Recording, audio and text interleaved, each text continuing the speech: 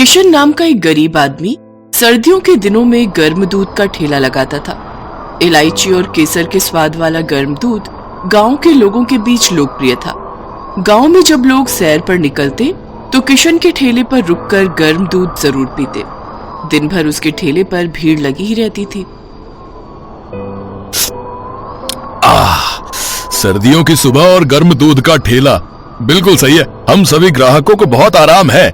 इस ठंडे मौसम में गर्म गर्म दूध, बस घूंट पिया नहीं कि सारी सर्दी गायब है।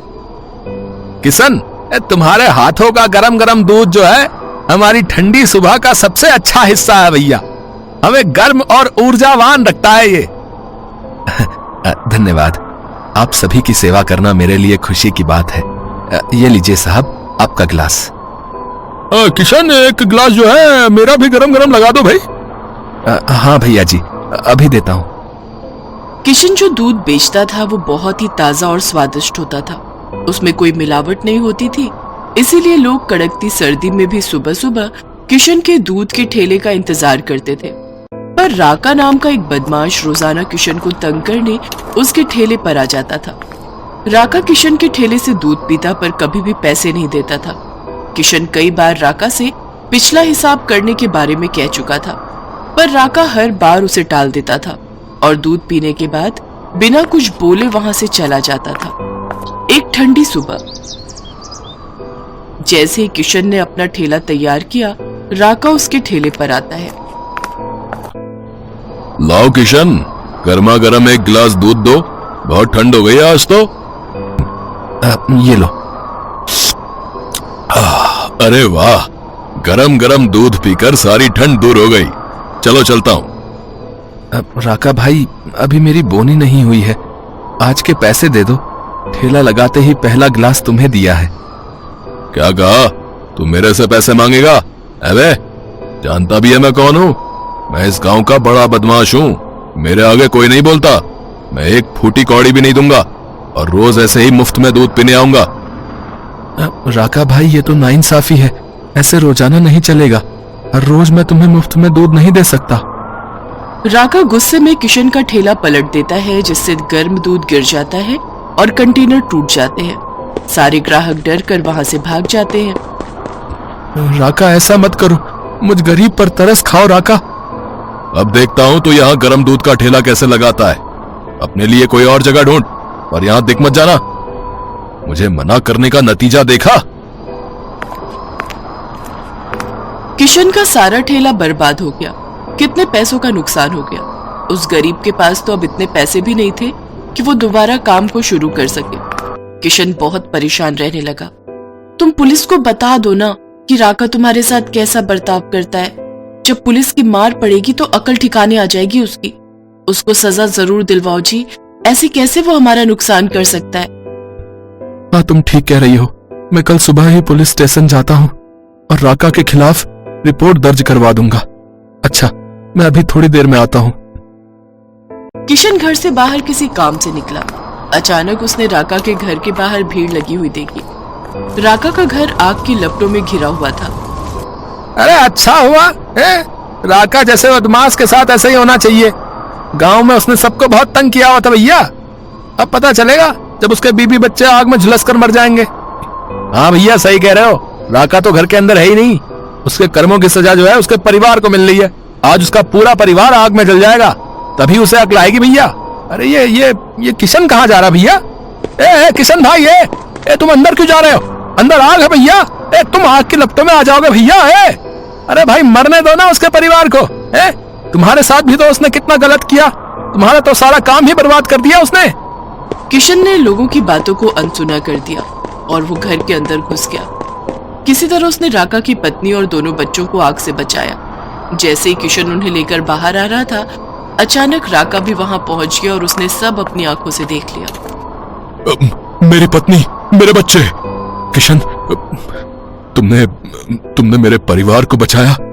मैंने तुम्हारे साथ जो किया उसके बाद भी। राका, तुमने जो मेरे साथ किया उसमें तुम्हारे परिवार का कोई दोष नहीं, और वैसे भी उन्हें बचाना मेरा कर्तव्य था। राका के चेहरे से आंसू बह रहे थे। भैया, आपने हमें बचा लिया। आपकी बहुत बहुत मेहरबानी भैया। वरना हमारे साथ कुछ भी हो सकता था। बहन, संकट टल गया, हमें भगवान का शुक्रिया करना चाहिए। किशन, मैं तुमसे क्षमा मांगता हूँ भैया। तुम्हारा जितना भी नुकसान हुआ मैं उसका पूरा भुगतान करूंगा भैया, और तुम्हारे काम को फिर से ठीक करने में मैं तुम्हारी पूरी मदद करूंगा। अब मेरी वजह से तुम्हें कभी कोई परेशानी नहीं होगी। मैं अपने आप को बदल दूंगा भैया, मैं गुंडागर्दी छोड़ दूंगा। शायद ये भगवान का इशारा है कि मुझे अपने व्यवहार को ठीक करना है। राका किशन के सारे पैसे वापस कर देता है और फिर से उसका ठेला तैयार करने में उसकी मदद करता है। उस दिन के बाद राका ने किशन को बिल्कुल भी परेशान करना बंद कर दिया और बदमाशी और गुंडागर्दी भी छोड़ दी। ये देखकर सभी गांव वाले किशन की बहुत तारीफ करते हैं कि आज किशन के अच्छे स्वभाव के कारण राका जैसा बदमाश गुंडा भी सही रास्ते पर आ गया।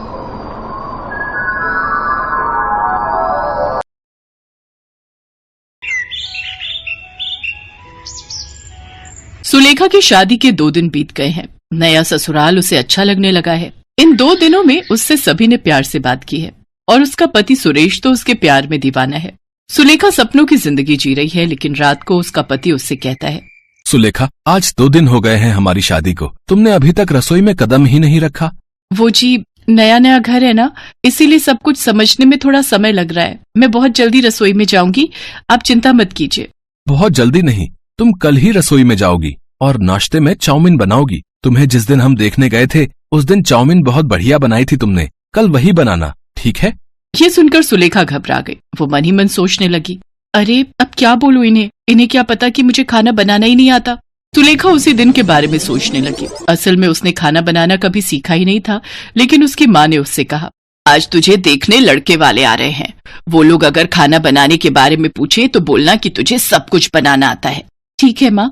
सुलेखा सज धज कर लड़के वालों के सामने बैठ गई। सुलेखा की माँ ने रेस्टोरेंट से खाना मंगाकर उनके सामने रख दिया। तब बिमला ने कहा, अरे बाप रे, इतना सारा खाना।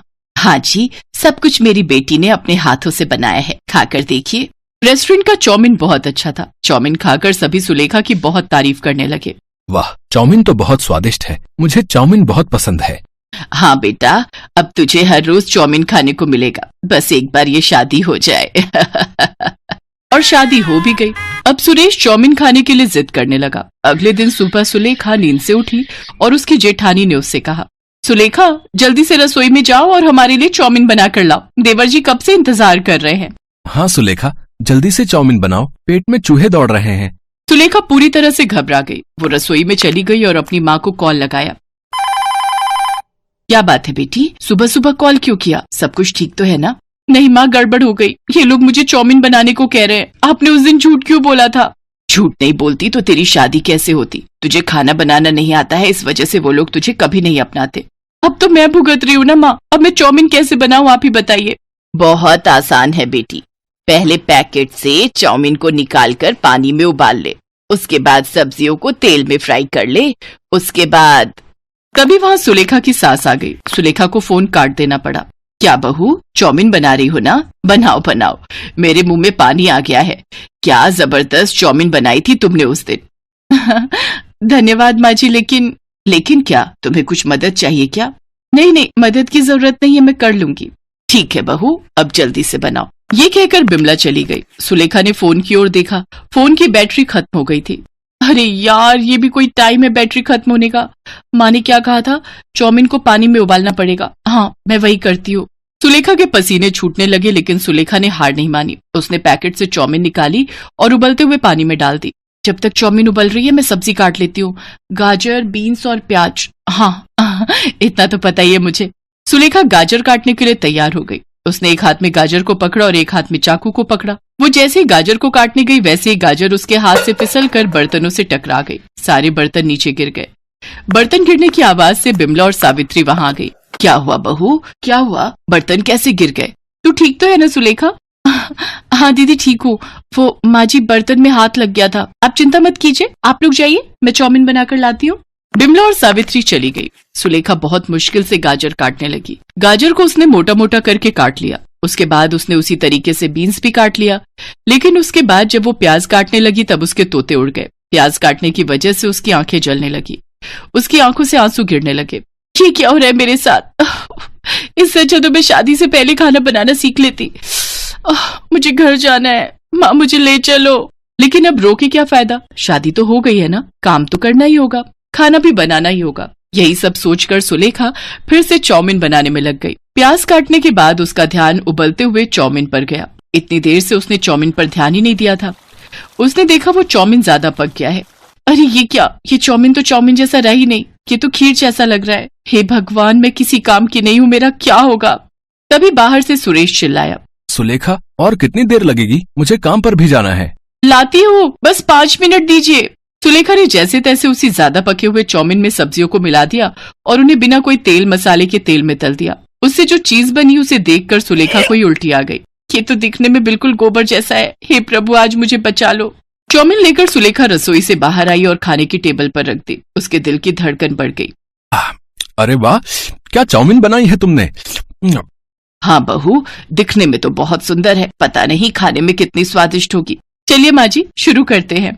तीनों चाउमीन खाने लगे। सुलेखा के दिल की धड़कन तेज हो गई। कैसी बनी है चाउमीन? बहुत स्वादिष्ट, तुम भी खाओ। रुक जाओ, मैं तुम्हें अपने हाथों से खिला देता हूँ। सुरेश ने अपने हाथों से सुलेखा को चाउमीन खिला दी और वो चाउमीन मुंह में जाते ही सुलेखा को नानी याद आ गई। उसने अपने मुंह से चाउमीन को थूक दिया। थू थू थू थू, ये तो बकवास है, कैसे खा रहे हो आप लोग, मुझे माफ कर दीजिए, मुझे चाउमीन बनानी नहीं आती, मुझे कुछ भी बनाना नहीं आता। माँ ने उस दिन झूठ बोला था ताकि मेरी शादी हो जाए, मुझे माफ कर दीजिए। अब तीनों हंस पड़े। हमें पता है बहू कि तुम्हें खाना बनाना नहीं आता है। क्या पता है, लेकिन कैसे पता चला? उस दिन तुम्हारे मायके से लौटते वक्त हमने डिनर के लिए एक रेस्टोरेंट से चाउमीन ले ली थी। खाने के बाद हमें बिल्कुल वैसा ही टेस्ट आया। तब हमें पता चला कि तुम्हें खाना बनाना नहीं आता है। तो फिर आपने मुझसे शादी क्यों की?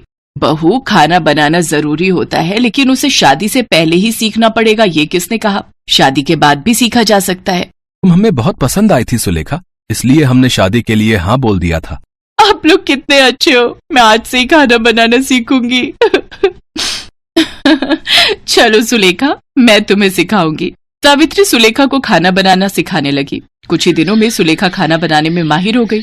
सभी उससे बहुत प्यार करने लगे। वो बहुत स्वादिष्ट चाउमीन बनाने लगी और खुशी खुशी सबके साथ रहने लगी।